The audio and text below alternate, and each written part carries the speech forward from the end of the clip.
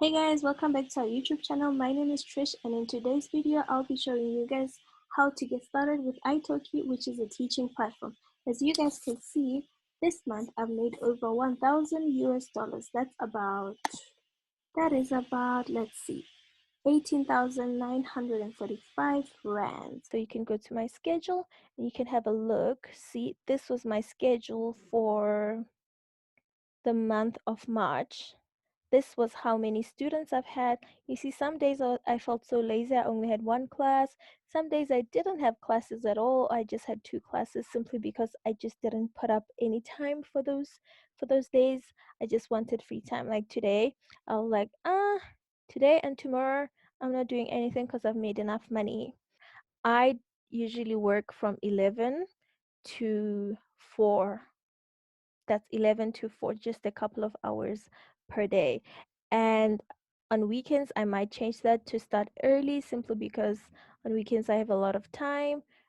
Like here, I work from 9 to 12, then I have a little break, and then from 12:30 to 3:30, and then I'm done for the day. You can work the whole day whenever you want. It's all up to you. And if you feel, hey, I don't feel like doing this, you can literally remove the times that you've set. So I'm going to show you guys how to get started with italki. So if you're interested, please keep on watching this video. So what exactly do you need to teach English on italki? Well, I think you need a teacher's profile, which you can get by going through the application process that I will speak about. Secondly, you need to have a great command of the language that you want to teach. I'm specifically saying the language that you want to teach because you can literally teach any language that people want to learn. For example, I noticed I have Zulu. You can teach any language that you can speak, including English. And then the third thing you'll need is a cell phone, a tablet, or a computer. I'm mainly saying that you can use any of these because with italki you can choose what platform you want to have the classes in. So you can have your classes on WeChat, you can have your classes on Skype, on, I'm really not familiar with the video platform. So yes, you can use your phone, you can use your tablets, you can use your computer, so you don't necessarily have to have a computer to teach English using italki. So first of all, what I did was when I started on italki, I made sure that I didn't really choose a niche. I wanted a niche to be chosen for me based on the students that I attracted or I got. So what am I saying? What am I saying? What am I saying? Choosing a niche?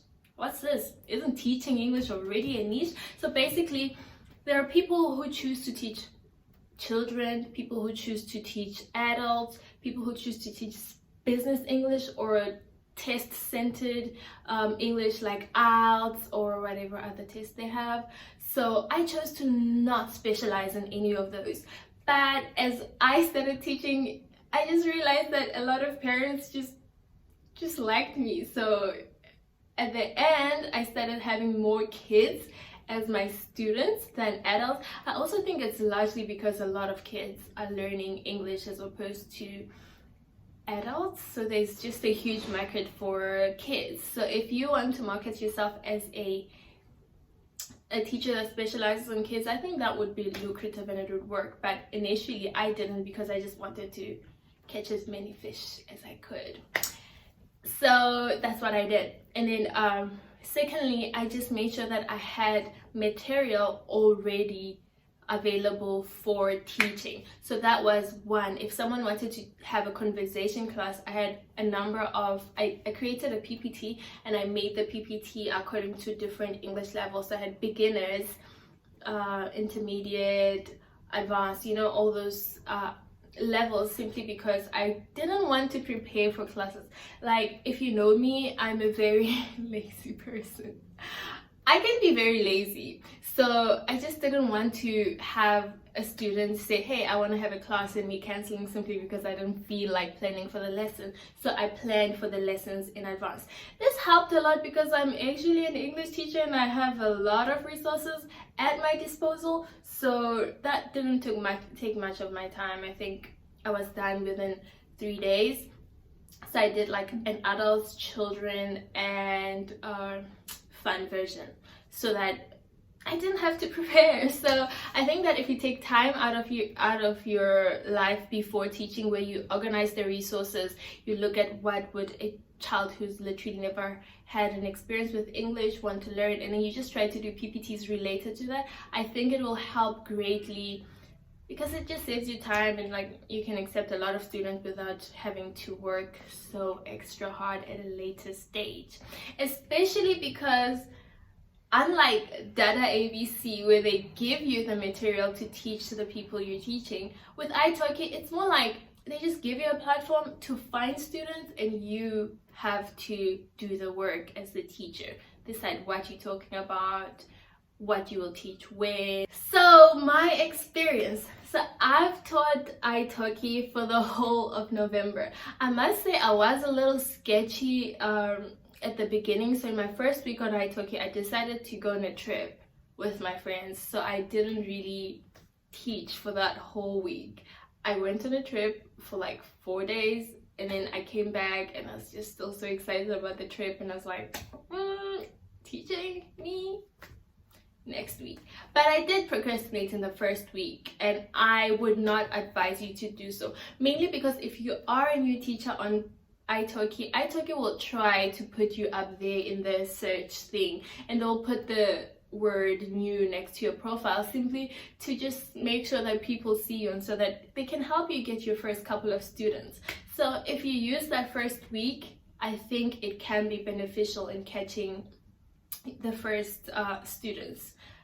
But I didn't do that, right? Okay, so there are two types of teachers on italki. The first one is the community tutor. Now this category is for people who have a great command of the English language, or whatever language you want to teach, because italki allows you to teach multiple languages, but who has good command of the English language. These people are usually meant to be people who help students practice whatever language they're learning. So it's mostly like what I described as free talk on Palfish. So you don't necessarily have to create in-depth classes. You just have to provide an environment, a classroom environment, in which students are able to speak to you and practice their speaking. The second category is known as the certified teacher. This is exactly what it says. It's basically someone who has teaching qualifications. So either maybe you are a graduate with an English degree and you can or qualified to teach English, or you simply have a TEFL certificate plus a bachelor's degree, which makes you a professional ESL teacher, or you have a teaching license from your country, whatever your qualifications that allow you to teach. Those are these kinds of people. Now the huge difference between these people are that, well, from my understanding, are that the professional certified teachers, because you pay more for them, you require them to do more in the classroom. So have proper presentation, proper classes, give homework. Some parents would ask for homework or things like that. Whereas for a community tutor, because they're just the tutor, they just help you with basics. So practice your conversation and speaking basically.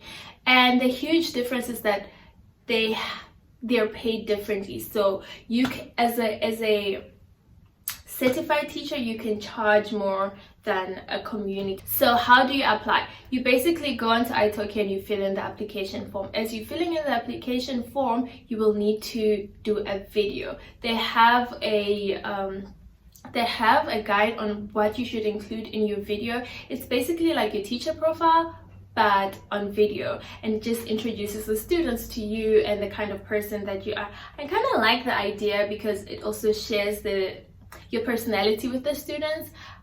I think that's cool. And then once that's done, italki will respond within, they say within 10 days. Mine took about 6.